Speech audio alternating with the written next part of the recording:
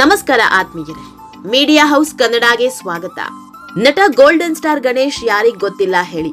ಇವರ ಬಗ್ಗೆ ಇಡೀ ಕರ್ನಾಟಕವೇ ಮಾತನಾಡುತ್ತೆ. ನಟ ಗಣೇಶ್ ಒಬ್ಬ ಅತ್ಯದ್ಭುತ ನಟ ಅನ್ನೋದು ಎಲ್ರಿಗೂ ಗೊತ್ತಿರೋ ವಿಷಯ. ಆದ್ರೆ ಇವರ ತಮ್ಮನ ಬಗ್ಗೆ ಬಹುತೇಕರಿಗೆ ಗೊತ್ತಿಲ್ಲ. ಅಣ್ಣನಂತೆ ಹೀರೋ ಆಗಬೇಕು ಅಂತ ಬಂದವರು ಹೇಳ ಹೆಸರಿಲ್ಲದಂತೆ ಹೋಗ್ಬಿಟ್ರು. ಗಣೇಶ್ ಎಷ್ಟೇ ಹೇಳಿದ್ರು ಕೇಳದೆ ಕೋಟಿ ಕೋಟಿ ಹಣ ಸುರಿದು ಕಂಡೋರ ಪಾಲ್ ಮಾಡಿದ್ರು. ಇವತ್ತು ಅಣ್ಣ ಹೇಳಿದ ಮಾತು ನೆನೆಸಿಕೊಂಡು ಭಾವುಕರಾಗ್ತಾ ಇದ್ದಾರೆ. ಗಣೇಶ್ ತಮ್ಮನ ಕುರಿತು ಒಂದಿಷ್ಟು ಇಂಟ್ರೆಸ್ಟಿಂಗ್ ವಿಷಯಗಳ ಬಗ್ಗೆ ಹೇಳ್ತಾ ಹೋಗ್ತೀವಿ. ಅದಕ್ಕೂ ಮೊದಲು ನೀವಿನ್ನೂ ನಮ್ಮ ಚಾನೆಲ್ನ ಸಬ್ಸ್ಕ್ರೈಬ್ ಮಾಡಿಲ್ಲ ಅಂದ್ರೆ ಮಿಸ್ ಮಾಡಬೇಡಿ, ಈಗಲೇ ಸಬ್ಸ್ಕ್ರೈಬ್ ಮಾಡಿ. ಈ ವಿಡಿಯೋನ ಕೊನೆಯವರೆಗೂ ನೋಡಿ, ನಿಮ್ಮ ಅನಿಸಿಕೆಗಳನ್ನ ಕಾಮೆಂಟ್ ಮಾಡಿ.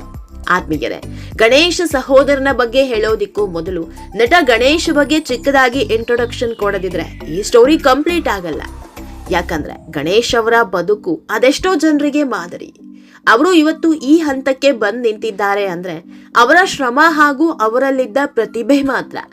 ನಟ ಗಣೇಶ್ ಹುಟ್ಟಿದ್ದು 1978 ಜುಲೈ 2ರಂದು ಬೆಂಗಳೂರಿನ ನೆಲಮಂಗಲದ ಅಡಕಮಾರನಹಳ್ಳಿಯಲ್ಲಿ. ಕಿಶನ್ ಸುಲೋಚನಾ ದಂಪತಿಗೆ 3 ಗಂಡ್ಮಕ್ಳು. ಹಿರಿಯ ಮಗ ಗಣೇಶ್ ಅವರ ಸಹೋದರ ಮಹೇಶ್ ಕೂಡ ಅಣ್ಣನಂತೆ ಸಿನಿಮಾ ರಂಗಕ್ಕೆ ಬರುವ ಪ್ರಯತ್ನ ಮಾಡಿದ್ರು. ಆದ್ರೆ ಚಿತ್ರರಂಗ ಅವರ ಕೈ ಹಿಡಿಲೇ ಇಲ್ಲ. ಅದನ್ನ ಮುಂದೆ ಹೇಳ್ತೀವಿ.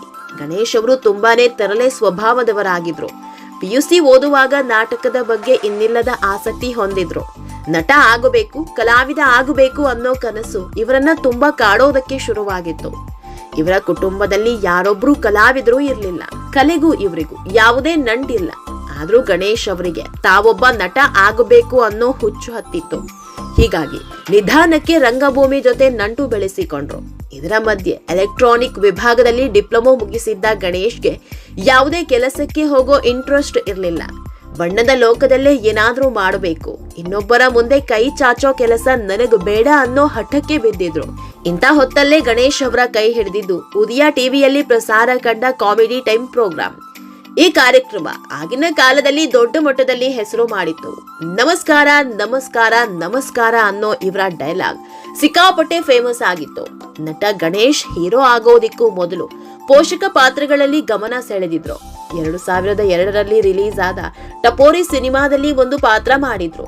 ಆ ಬಳಿಕ ಕೆಲ ವರ್ಷ ಪೋಷಕ ಪಾತ್ರಗಳಲ್ಲೇ ಕಾಣಿಸ್ಕೊಂಡ್ರು. ಕಾಮಿಡಿಯನ್ ಪಾತ್ರ ಮಾಡಿದ್ರು.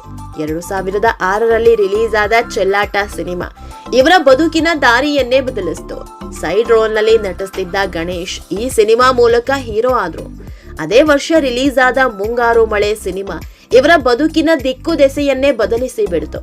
ಈ ಸಿನಿಮಾ ಬಳಿಕ ಗೋಲ್ಡನ್ ಸ್ಟಾರ್ ಆಗಿ ಮೆರೆದಾಡೋದಕ್ಕೆ ಶುರು ಮಾಡಿದ್ರು. ಬಳಿಕ ಚೆಲುವಿನ ಚಿತ್ತಾರ, ಗಾಳಿಪಟ 2, ಮುಂಗಾರು ಮಳೆ 2, ಚಮಕ್ ಹೀಗೆ 10 ಸಿನಿಮಾ ಮಾಡಿ ಸೈ ಅನ್ಸ್ಕೊಂಡ್ರು. ಇವತ್ತಿಗೂ ಗೋಲ್ಡನ್ ಸ್ಟಾರ್ ಗಣೇಶ್ ಬಹು ಬೇಡಿಕೆಯ ನಟನಾಗಿದ್ದಾರೆ. ಇತ್ತೀಚೆಗೆ ಬಂದ ಕೃಷ್ಣಂ ಪ್ರಣಯ ಸಖಿ ಸಿನಿಮಾದಲ್ಲೂ ದೊಡ್ಡ ಸಕ್ಸಸ್ ಕಂಡಿದ್ರು. ಹೀಗೆ ಸಿನಿಮಾ ರಂಗದಲ್ಲಿ ಗಣೇಶ್ ಬ್ಯುಸಿ ಆಗಿದ್ರೆ ಇವರ ಸಹೋದರರ ಬದುಕಲ್ಲಿ ಮಾತ್ರ ಸಕ್ಸಸ್ ಸಿಗಲೇ ಇಲ್ಲ. ನಮಕ್ ಹರಾಮ್ ಅನ್ನೋ ಸಿನಿಮಾ ಮೂಲಕ ಮಹೇಶ್ ಬಣ್ಣದ ಲೋಕಕ್ಕೆ ಎಂಟ್ರಿ ಕೊಟ್ಟಿದ್ರು.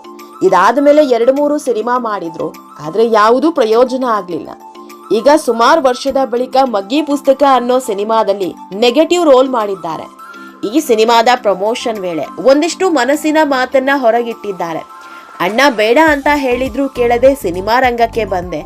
ಅಣ್ಣ ಹಾಕೊಟ್ಟ ಬಿಸ್ನೆಸ್ ಬಿಟ್ಟು ದೊಡ್ಡ ತಪ್ಪು ಮಾಡಿದ್ನ ಅನ್ನಿಸ್ತಿದೆ. SSLC ಮುಗಿಸಿ PUC ಓದು ಅರ್ಧಕ್ಕೆ ಬಿಟ್ಟು MTR ಸಂಸ್ಥೆಯಲ್ಲಿ ಸೇಲ್ ಬಾಯ್ ಆಗಿ ಕೆಲಸ ಮಾಡ್ತಾ ಇದ್ರು.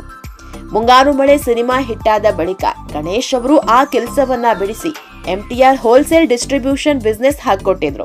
ವರ್ಷಕ್ಕೆ 4-5 ಕೋಟಿ ವ್ಯವಹಾರ ನಡೀತಾ ಇತ್ತು. ನನ್ನ ತಪ್ಪು ನಿರ್ಧಾರದಿಂದ ಅದನ್ನ ಬಿಟ್ಟೆ. ಚಿತ್ರರಂಗದಲ್ಲಿದ್ದ ಕಷ್ಟಗಳು ಅಣ್ಣನಿಗೆ ಗೊತ್ತಿತ್ತು. ಹಾಗಾಗಿ ಸಿನಿಮಾ ಸಹವಾಸ ಬೇಡ ಅಂತ ಬಿಸ್ನೆಸ್ ಹಾಕೊಟ್ರು. ಆದ್ರೆ ಆಫೀಸ್ ಬಂದ್ ಮಾಡಿ ಸಿನಿಮಾ ರಂಗದ ಕಡೆ ಬಂದೆ. ಆಗ ನನಗೆ ಚಿತ್ರರಂಗಕ್ಕೆ ಬರುವ ಮನ್ಸಿರ್ಲಿಲ್ಲ. ಆದ್ರೆ ನನ್ನ ಜೊತೆಗಿದ್ದವರು ತುಂಬಾ ಹೇಳ್ತಾ ಇದ್ರು, ಸಿನಿಮಾ ಮಾಡೋಣ, ನೀವೇ ಹೀರೋ ಅಂತ ಇದ್ರು. ನಾನು ಸಿನಿಮಾ ರಂಗದಲ್ಲಿ ಪಟ್ಟ ಕಷ್ಟ ತಮ್ಮನಿಗೆ ಬೇಡ ಅಂತ ಅಣ್ಣ ಬಿಸ್ನೆಸ್ ಹಾಕೊಟ್ರು. ನಾನು ದಡ್ಡನ ತರ ಬಿಸ್ನೆಸ್ ಹಾಳು ಮಾಡ್ಕೊಂಡೆ. 4 ಕೋಟಿ ಟರ್ನ್ ಓವರ್ ಇತ್ತು, ಅದನ್ನ ಬಿಟ್ಟು ಬಂದೆ. ಆ ಕೊರಗು ಇವತ್ತಿಗೂ ಇದೆ. ಇವತ್ತಿಗೂ ಅಣ್ಣನೇ ನಮಗೆ ರೋಲ್ ಮಾಡೆಲ್ ಅಂತ ಭಾವುಕರಾಗಿ ಮಾತನಾಡಿದ್ದಾರೆ. ಮೊದಲು ಮಹೇಶ್ ನಟಿಸಿದ್ದೆ ನಮಕ್ ಹರಾಮ್, ಬಳಿಕ ಮಹಾರುದ್ರಂ, ಆ ನಂತರ ಮಹಾಯುದ್ಧ ಅನ್ನೋ ಸಿನಿಮಾ ಮಾಡಿದ್ರು. ಆದ್ರೆ ಯಾವ ಸಿನಿಮಾವೂ ಕೈ ಹಿಡಿಲೇ ಇಲ್ಲ.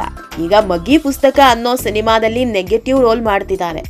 ಈ ಇಬ್ಬರು ಸಹೋದರರಿಗೆ ಮತ್ತೊಬ್ಬ ಕಿರಿಯ ಸಹೋದರ ಇದ್ದಾರೆ. ಆತನ ಹೆಸರು ಸೂರಜ್ ಕೃಷ್ಣ. ಇವರು ಕೂಡ ಬಣ್ಣದ ಲೋಕಕ್ಕೆ ಬಂದು ಹೋದವ್ರೆ. ನಾನೇ ರಾಜ ಅನ್ನೋ ಸಿನಿಮಾದಲ್ಲಿ ನಟಿಸಿದ್ರು, ಆದ್ರೆ ಆ ಸಿನಿಮಾ ಗೆಲ್ಲಲಿಲ್ಲ. ಹೀಗಾಗಿ ಮತ್ತೆ ಹುಟ್ಟೂರಿಗೆ ಮರಳಿ ಅಲ್ಲೇ ಅಣಬೆ ವ್ಯಾಪಾರ ಮಾಡ್ಕೊಂಡಿದ್ದಾರೆ. ಆತ್ಮೀಯರೇ, ಈ ವಿಡಿಯೋ ನಿಮಗೆ ಇಷ್ಟವಾದಲ್ಲಿ ಲೈಕ್ ಮಾಡಿ, ಶೇರ್ ಮಾಡಿ, ಕಾಮೆಂಟ್ ಮಾಡಿ.